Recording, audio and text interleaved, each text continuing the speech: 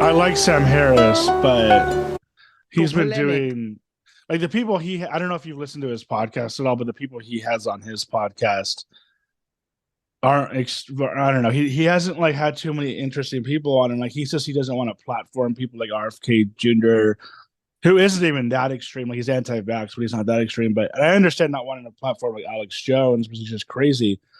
But I kind of feel like he should be doing more interesting interviews. And some people are wondering why he's even doing Russell Brand's interview, because Russell Brand kind of comes off like he does a lot of this like crazy kind of like fast talk where it's like you don't really fully understand what he's saying. And he's just trying to like confuse you.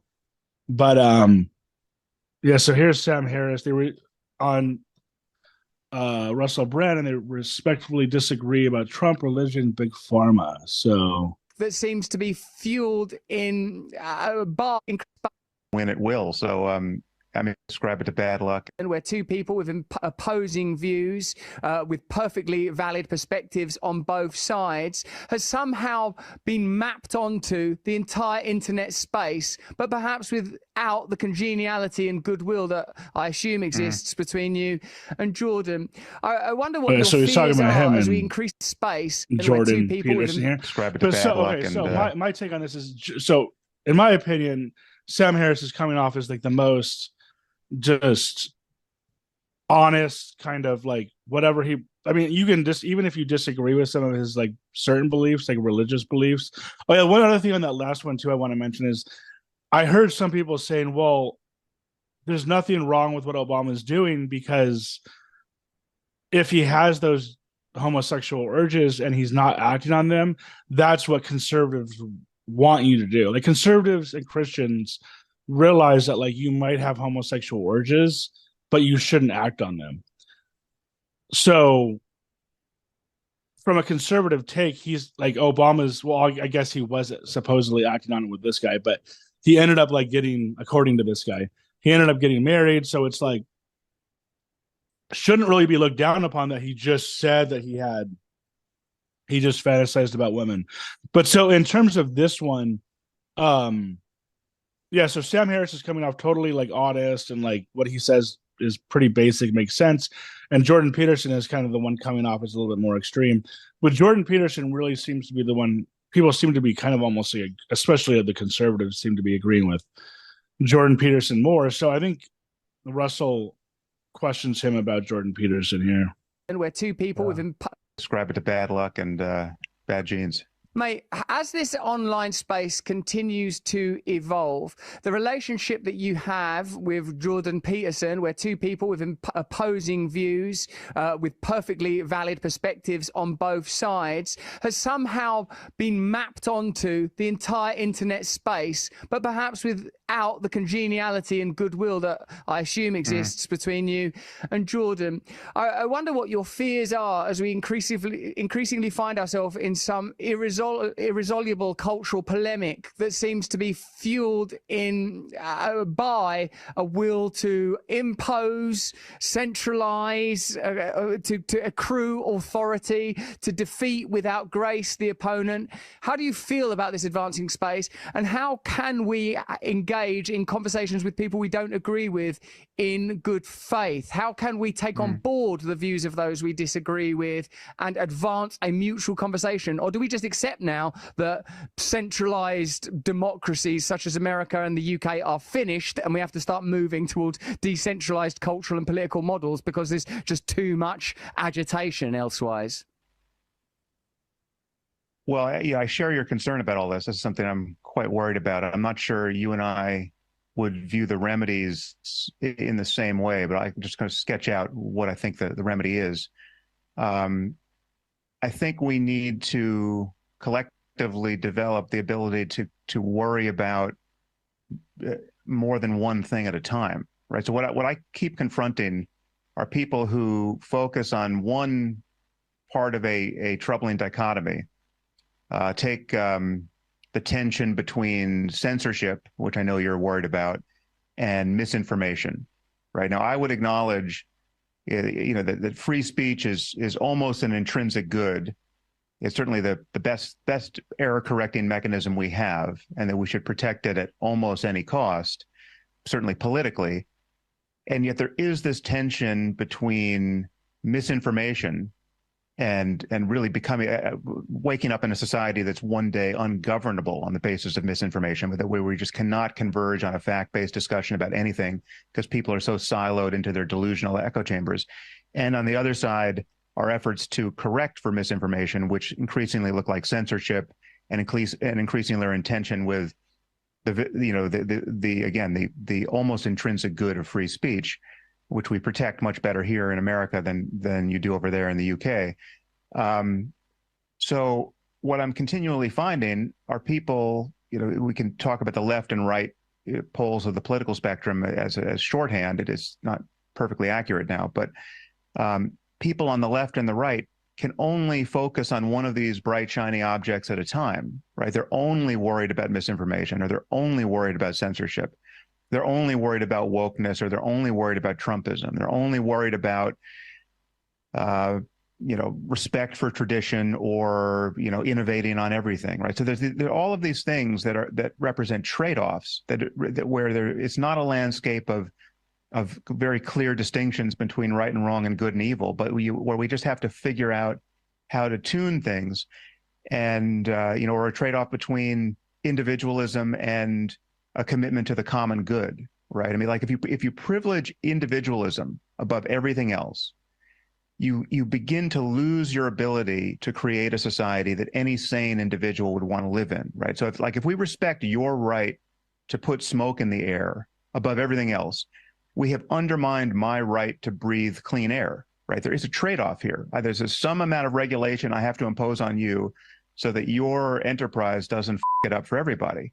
And so there's a tension here. And what I continually find, I mean, it feels like 95% of people can focus on one problem and can't dignify any mention of the opposing trade-offs with even a single sane sentence, right? And our online space has devolved into a polarized conversation about this landscape of trade-offs. I agree with you that these media silos are contributing to the inability to take on the perspective of the opposing side. And I think that no one's more guilty of creating these spaces than what are commonly, colloquially known as mainstream media spaces. Just today, we were looking at a broadcast on MSNBC where it was openly posited, and quite enthusiastically so, that were Trump to win the election in 2024, that he would immediately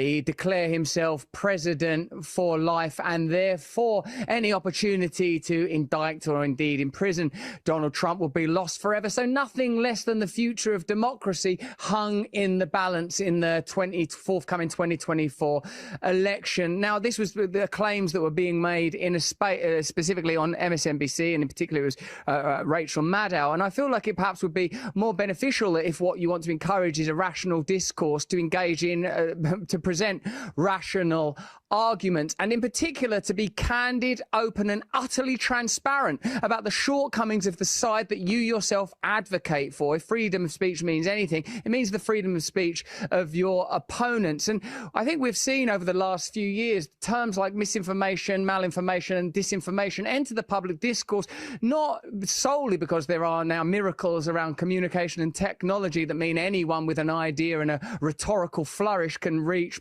previously unprecedented audiences, but also because these new models precisely mean that centralizing and controlling any particular narrative is almost impossible, and the veracity of opposing information is indeed difficult to verify. I completely agree with you that we can't have single issue orators governing our space with sturm, drang and bombast. We do need to encourage, I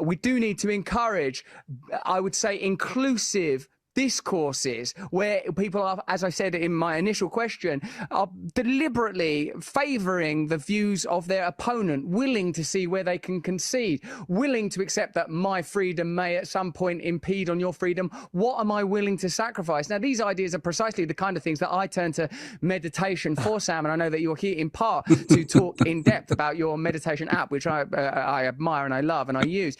And I feel that precisely this kind of access to inner terrains that might provide us the ability to move beyond these spaces. One thing I'd also like to challenge, if I may, is that these left, the distinction between left and right devolving into periphery versus center, to use Martin Gurry's terms there from his book, Revolt of the Public, is significant. What we have now is anti-authoritarianism. I don't think they're going to say anything else.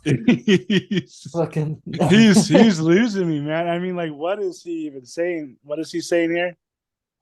Honestly, I lost interest in what Russell. He was going on too long. I was listening to Sam. It was very interesting. And then Russell felt like he was like repeating what Sam said in like a way more like unnecessarily like complex way for way longer. But what do you think about that? What Sam said? Well, like you said, yeah, he loses me as he goes on and on and on. And I mean, basically what Sam says is just kind of like, I feel like it's just kind of like obvious, which is we shouldn't be looking for an individualistic society, I guess, right? Which is like, I only care about me and you only care about you. We should be working together for the good. And then what else did he say? I guess like some people focus too much on, I don't even really know what their point is, and I'm assuming hopefully they eventually like get to a point, but it's like basically like some people like get too focused on like Trumpism, or some people get too focused on certain things. But I mean, I don't know. Well, first of all, what are your thoughts on Russell Brand in general? I mean, first of all, looking at that face, he almost is like a Jesus looking type guy, right? Russell Brand is right. This is the thing. There is a part of me that is, so for the most part, I like to stay rational and all that good shit, but there is a part of me that is a bit conspiratorial, just in there, just like, well, you never know. And so I do like Russell Brand a bit. I like listening to him sometimes, not often anymore, but I like listening to him a bit because I think it's good to I think he's got good intentions. I like everyone else. He's definitely probably got his biases and his own agenda, whether it's conscious or subconscious. But from what it seems to me, it seems like he has good intentions. But who knows? He's a recovered drug addict. Maybe this is just like his new drug is like getting sort of wrapped up in like conspiracies and then like getting the attention from everyone of being like, I'm a free speech advocate, lunatic, fucking look at me. So maybe it's just another way for him to get attention and like kind of fill whatever hole was left by addictions. Fucking maybe I'm looking into it too deeply. I don't know, but he seems well intentioned, but he also seems fucking mental to a certain degree. Yeah, it's very hard for me to like I was saying before, where I was judging that guy by the way he looked. I think it's pretty easy to judge someone by the way they look, which isn't a good judge of character, but it's very hard for me to judge a grifter, because I kind of feel like most of these people who I might say are grifters, I feel like most of them probably do believe what they're saying. The problem that I have with Russell, like for instance, Alex Jones might be one who doesn't, but I kind of even feel like he does believe what he's saying. I feel like Jordan Peterson believes what he's saying. I feel like most of them believe what they're saying. The problem that I have with Russell Brand is exactly kind of like what we were saying, is like he goes on these like really long rants to the point where like you just get so confused by what he's saying that you kind of check out. And I think he does the thing where he'll like try and even confuse his guest who he's trying to debate with by using, I would say, like really big words or just, you know, stuff just to confuse you. I also feel like Jordan Peterson does that. I don't think Jordan Peterson necessarily does that intentionally. I think that he likes using big words, but Russell Brand definitely, if anybody does come off like a shock jock, it's Russell Brand to me.